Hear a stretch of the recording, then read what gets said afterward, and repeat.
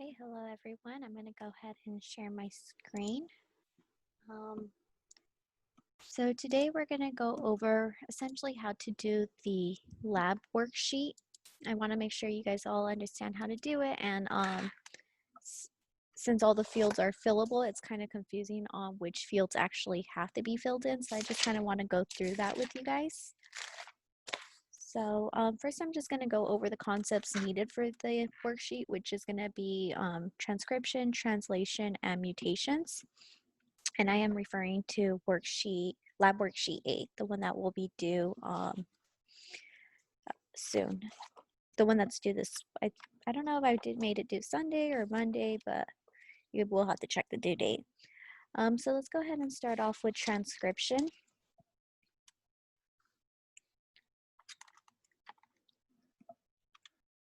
So here are some important terms for you to review that deal with transcription, translation, and translation. So essentially, instructions to make proteins are contained in our DNA. And as we know, DNA is found in the nucleus.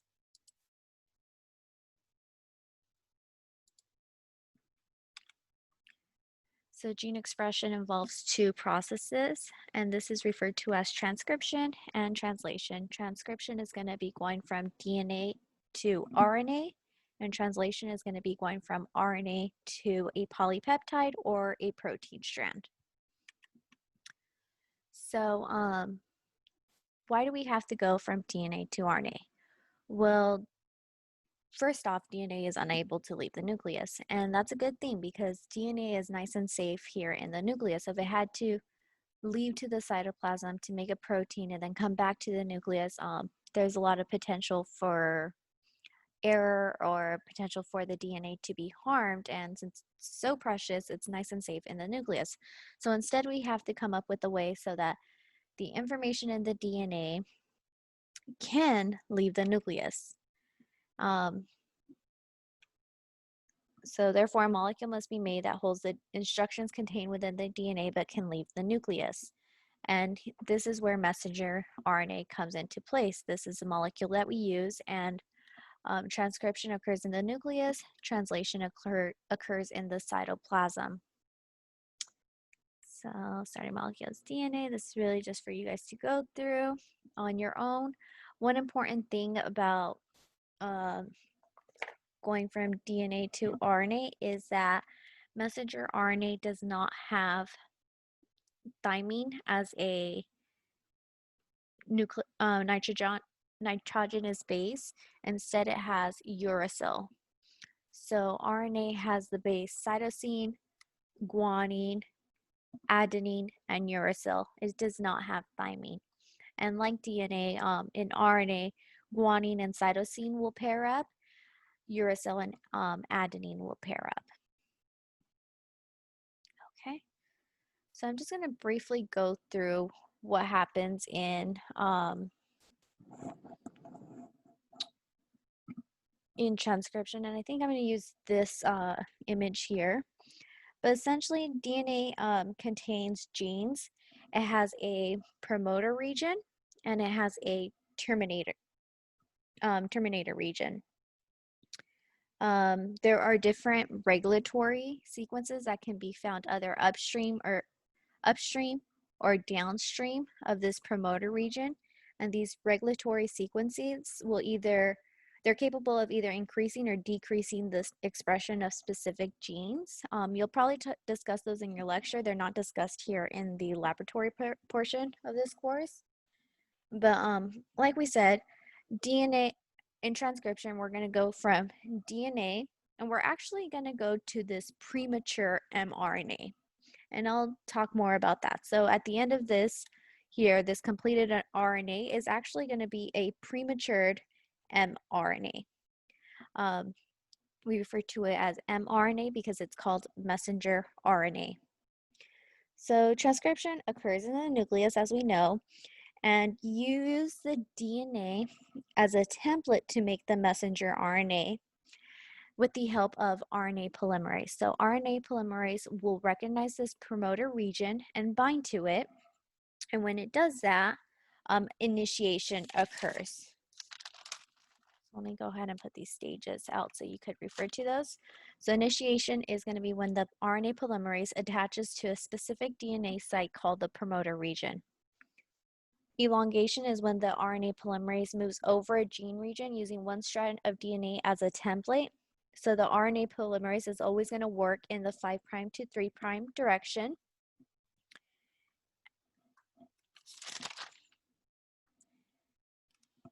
So when this RNA polymerase binds to the promoter region, it's going to cause the DNA to unwind. As we know, DNA is a double helix. So the double helix is going to unwind and complementary bases will be paired up. This is what is referred to as the elongation process. So I'll show you that in the next slide. And then termination is when the RNA polymerase gets to the end of the gene. So this this terminator region, the transcription ends.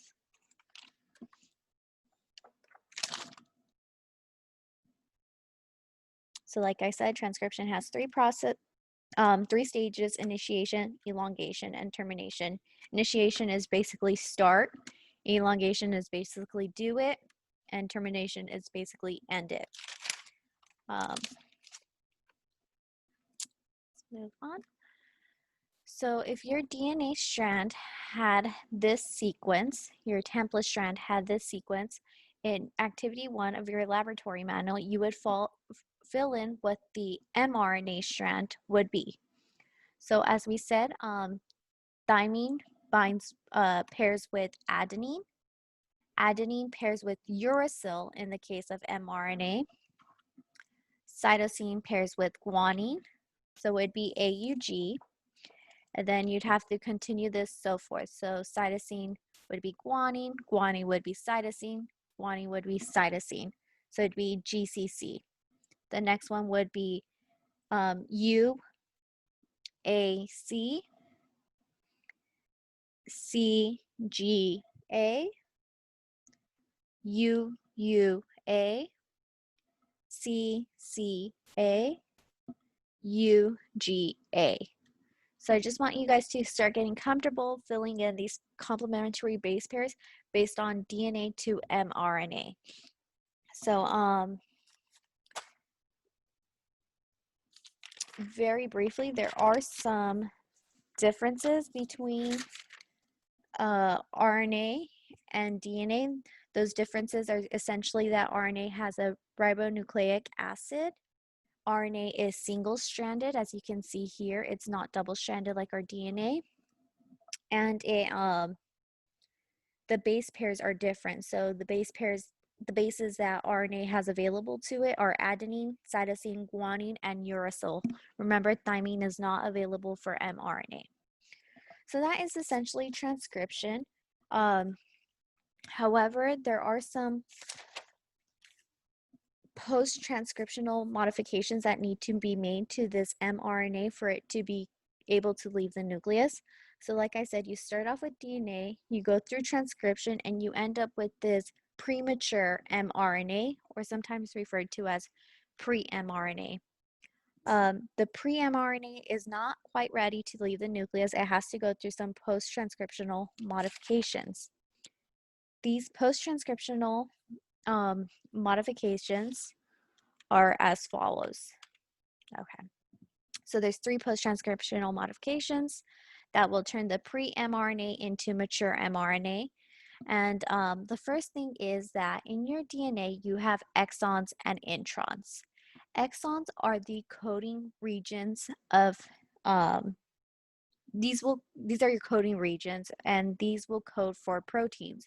Your introns are non-coding regions. So the first thing you have to do is remove these introns. Well, it actually shows it in the reverse order here. It shows the capping put on the tail and then the introns being removed, but it doesn't really matter. I don't know if it matters. I'd have to look that up, but I've always learned it as introns being removed. So your non-coding regions, your introns are removed. This is referred to as splicing. and this is done by a spliceosome. And then all of these exon regions will be joined together as shown here. So these exons will be spliced together and joined together. This is all going to be your coding region shown in the red. And then RNA is known to be a very, very unstable molecule. I work with RNA all day in the lab, and it is extremely unstable. It has to be, you have to care for it with so much, you have to just take a lot of precautions with it. So because it's so unstable, two things have to happen. One, a 5' cap has to be added. The 5' cap is now going to protect, protein cap will protect this end. And then a poly A tail is going to be added to the 3' end. This poly A tail is essentially numerous adenine nucleotides that are added. So just a bunch of adenines will be added here, like about 5 or so, I don't know. And that is your poly A tail. So these are the three post-transcriptional modifications that have to happen to mRNA or pre-mRNA to make it into mature mRNA. So now it is able to exit the nucleus through these nuclear pores as shown here.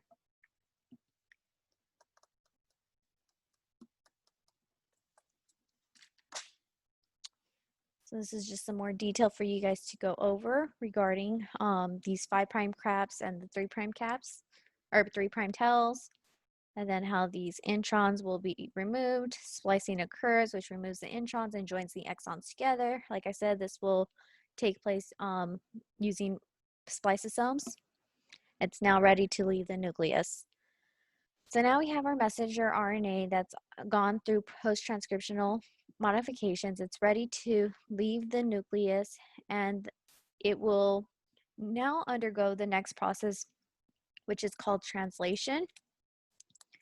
So it will be translated into a protein. So translation occurs in the cytoplasm.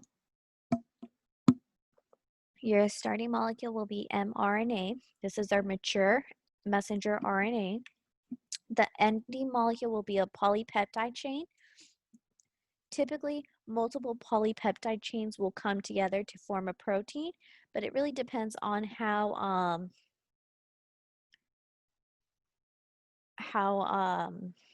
detailed that protein is. And then also these polypeptide chains sometimes undergo further modifications in the rough ER or in the Golgi apparatus before it is packaged in a vesicle and released as a protein in its destination.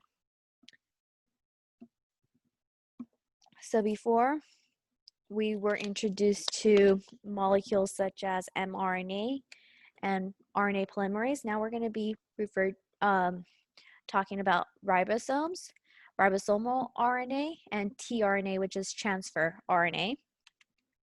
Here the steps are essentially the same thing: initiation, elongation, and termination.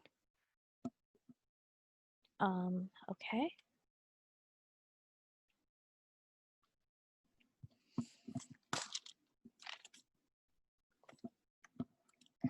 So in order for the mRNA to be translated into a protein, the nitrogenous bases, so uracil, guanine, cytosine, and adenine, are going to be grouped into these 3-letter groupings as shown here. These 3 letter groupings are referred to as codons. And there's a table in your lab manual that shows the 64 possible codons that can be used and the specific amino acid that these codons would code for.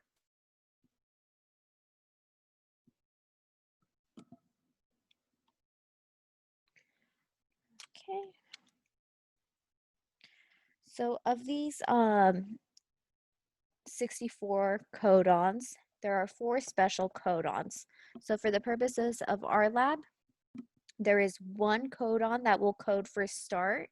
This is not always the case, but for the purposes of our lab, this is the only start codon we're going to learn about, and that will be AUG. And then there will be 3 codons that will code for stop. Those will be UAA, UAG, and UGA. So this is the table I'm referring to that shows you what your codons would code for. So we haven't gotten into it yet, but when you are trying to determine what your codon will code for, which amino acid, you always want to use the codon in your mRNA. You will never use the anticodon in your tRNA. So always use your mRNA. So there are redundancies in this system. So several codons code for the same amino acid. No codon codes for multiple amino acids. And as you can imagine, this is pretty important because actually in a lot of processes that occur in biology, there is a lot of redundancy. And this is important to make sure that that function is carried out. So very important functions will have, multiple mechanisms in place to ensure that function is carried out. And then, as you can imagine, it's also good that GUG will only code for one amino acid, valine in this example, because you don't want GUG coding for multiple things because there's more room for error in that situation. So we were to go through this, what would AUG code for? So your first base is here, so your A, your second base is here, U, your third base is over here. So AUG is going to code for, you could just write it as MET, methionine, and this is your start codon. ACC, so A, and C, asparagine, UGC, UGC, cysteine, AUA would be AUA, isoleucine, CGC will be CGC, arginine, and UAA will be stop. So if you notice, your start codon still is going to code for a amino acid, methionine, but your stop codon won't. It'll just code for stop. Okay, so here it shows, I think this was a different example for the one that I just gave, right? Oh, did I mess that one up then? I think I might have messed up the second one, or did I skip it? I might have skipped it. I'm sorry, you guys. So oh, because I did AAC instead of ACC. My bad. It's ACC. So I messed that one up. I'm sorry. I apologize. So here are the answers for these.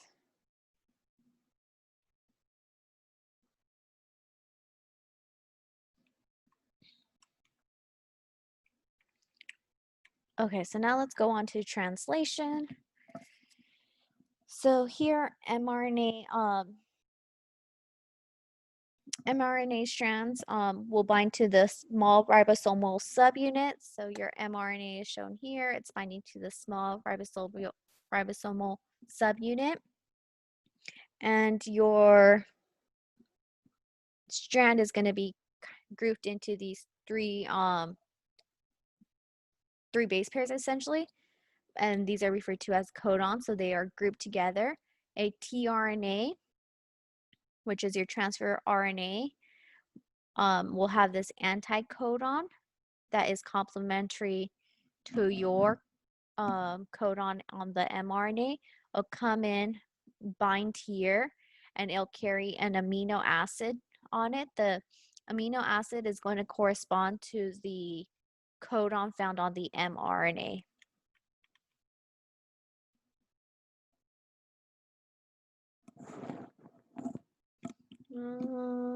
Okay. So these amino acids are brought to the ribosome by transfer RNA. Complementary base pairing will occur between the codon of the mRNA and the anticodon of the tRNA. But remember, we are using the codon on the mRNA to determine our amino acid. The large ribosomal subunit, which is shown here in this gray.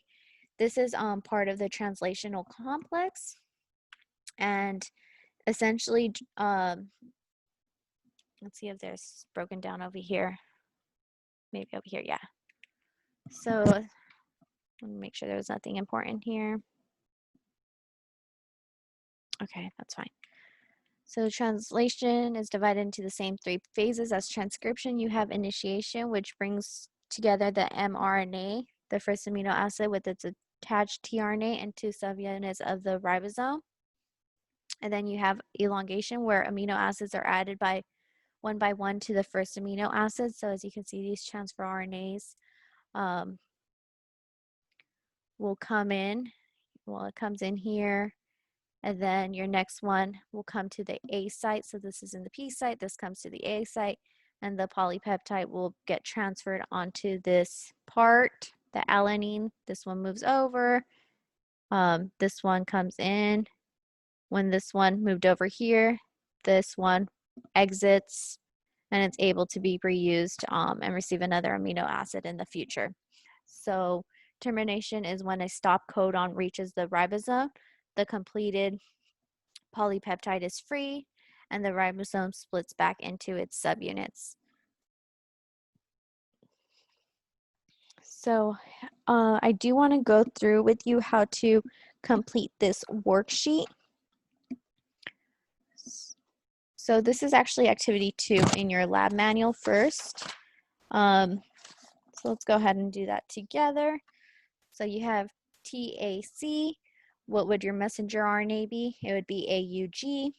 You have CGG in your DNA. What would your messenger RNA be? GCC. ATG. What would your messenger RNA be? UAC. And then you have to look up the amino acid sequence. Let me see if it's filled in. No, it's not. Okay. So since we had AUG, we have to look for AUG up here. So we would write MET on the amino acid sequence here. Here our mRNA was GCC, so we would have to look for GCC up here. So it's alanine, so you would write in ALA. You have ATG, your mRNA is going to be UAC, so you have to look for UAC up here, UAC. So it's going to be tyrosine in your third spot, so you would write TYR, and so forth. You would complete this on your own. Okay, so now I want to switch over to the worksheet you guys were assigned for this week. So I kind of want to go over how to complete this worksheet so it's not confusing. So the instructions are to fill in the appropriate mRNA and amino acid sequence given for each DNA sequence provided. So you will be given a normal DNA sequence, which is shown here, the TAC, CGG, ATG, GCT, etc.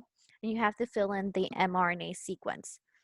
So remember, thymine pairs with adenine, adenine pairs with uracil, cytosine pairs with guanine, and you will continue this throughout. So cytosine, guanine, guanine, cytosine, etc.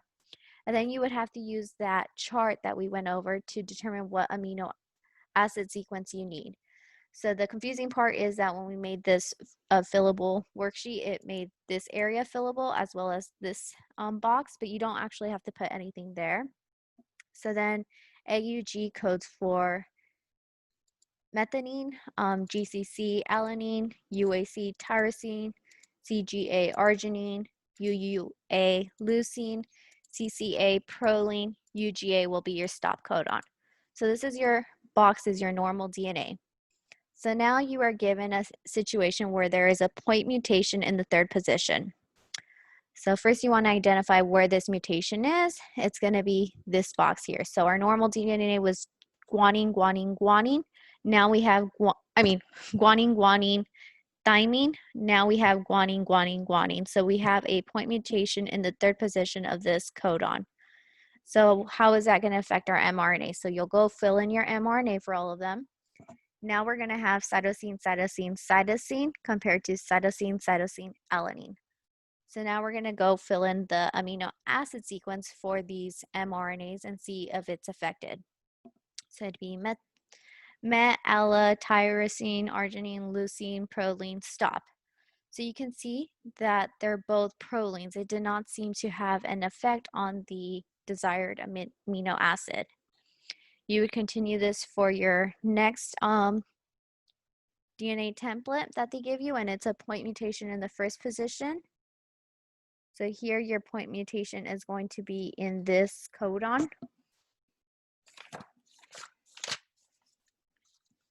And then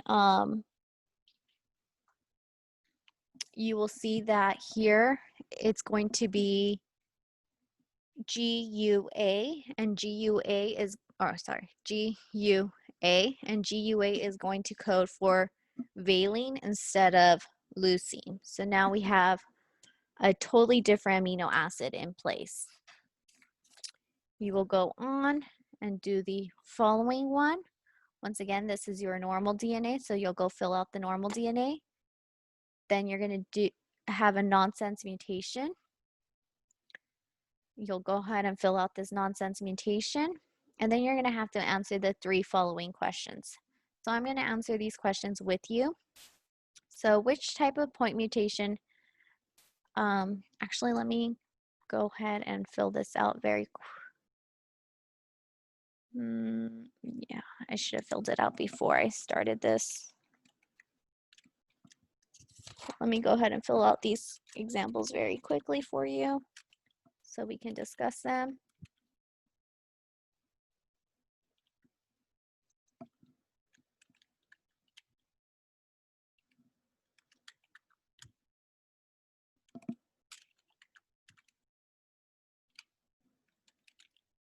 Hopefully I'm filling these out correctly also because I'm doing this.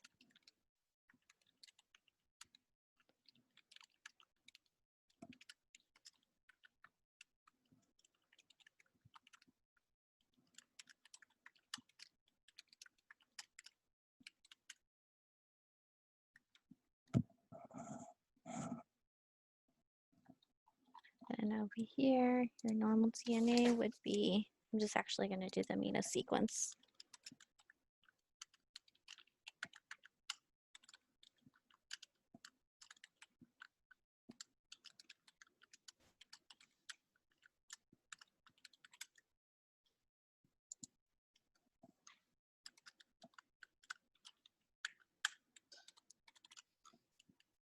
Okay.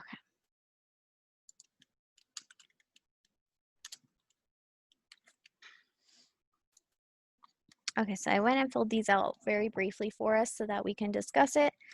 So the first question is, which type of point mutation had the smallest effect on the resulting protein? So let's go back and see. So when we had a point mutation at the 3rd position, which was in this scenario here, our normal DNA coded for the amino acid proline, and our point mutation also led to proline.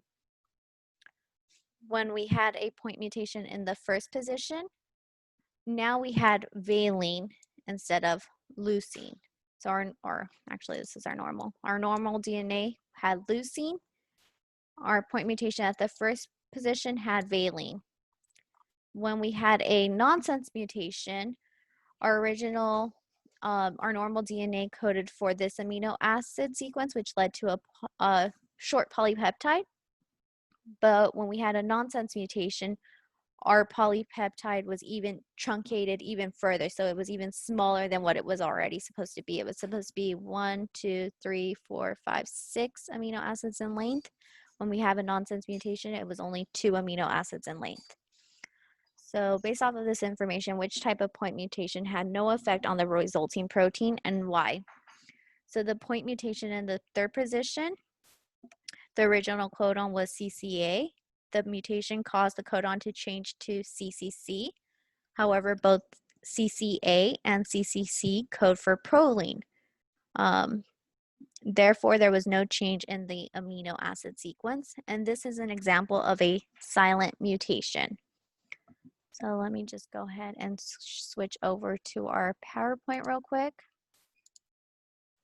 So when you are answering these questions, use this information shown here about mutations to help you come up with conclusions. So we had a base pair mutation at the third stop. And as you can see here, silent mutations cause no change in the amino acid sequence. So in our normal DNA, we had proline. In our mutated DNA, we also had proline. And it tells you that most silent mutations happen in the third position of a codon, which is what we saw. If you look at the if you look at the table, you can see that some amino acids can have any base at the third position and remain the same amino acid. So that is exactly what we saw in our situation. So let's go back to our worksheet so we can answer the next question. So which type of point mutation most likely affected the primary structure of the resulting protein without truncating it?